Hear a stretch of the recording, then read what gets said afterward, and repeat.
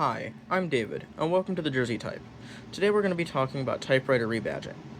Now these two machines you see in front of you is a 1971 Smith Corona Super Sterling and a 1961 Tower Citation. These two machines are practically the same.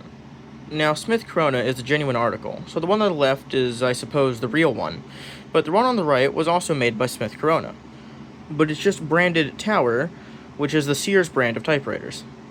Tower has been using Smith Corona machines since 1949, and they stopped in 1963 when they retired the Tower brand name. I am unsure if they continued using Smith Corona machines in the future when they started branding their machines with Sears instead of just Tower, but we're not talking about that today. We're talking about Tower rebadging. And talking about rebadging, the Tower Citation is actually based off of the Smith Corona 5 series. The Smith Corona Super Sterling over here is based off of the 6 series, and that's based off of the 5 series. I don't have a normal Smith Corona 5 series, so I can't really do the comparison there, but these two machines are similar enough for this to work, and is also why I made this video. This is another example of typewriter rebadging. This is an Underwood 330, also known as the Olivetti Lettera 32. Now, what's interesting about this is they actually redesigned this entire front body. This is Underwood, this is Olivetti. I mean, all of it was made by Olivetti, but this is the only thing that's really Underwood designed in this entire machine. Now, the Olivetti Lettera 32 is a very prominent typewriter model. A lot of collectors really like that machine. And the reason knowing about rebadging is important is because if you didn't, then you wouldn't know that this is basically the same machine that collectors like collecting. And that is what we are talking about in this video. Now we've come to the part of the video where I tell you how to identify a rebadged typewriter.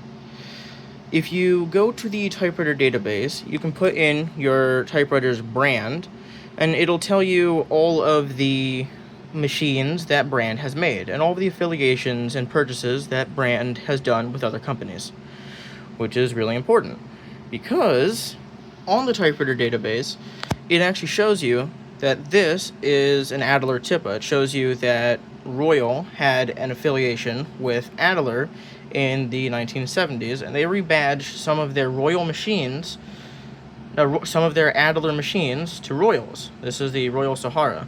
It's an Adler Tippa. It's just an Adler Tippa.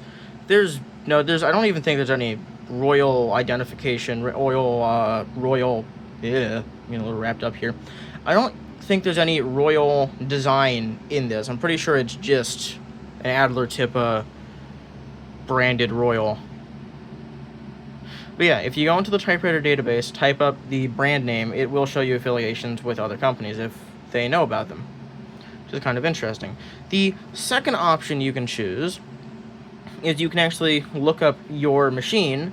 You can put in the brand name and the model, and it will show you other people who have that machine. So if you do that on the typewriter database, you'll see like a dozen other people who have Royal Sahara, and among those dozen, there's probably a few that'll tell you what the original model is based off of. That is how I know this is an Adler Tippa. That is how I figured out the Tower Citation is actually a Smith Corona 5 series. So it's really useful to use the typewriter database when doing that.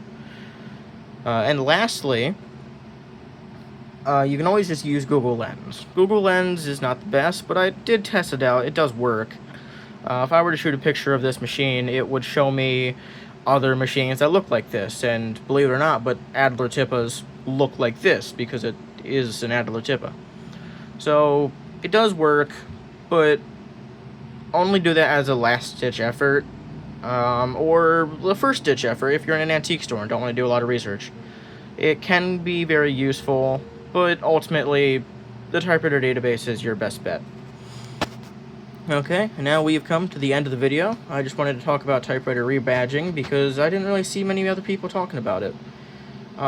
This video might have been made a little weirdly. I used a script, and it was really hard referring to the script. That's why I was pausing a lot in the beginning of the video.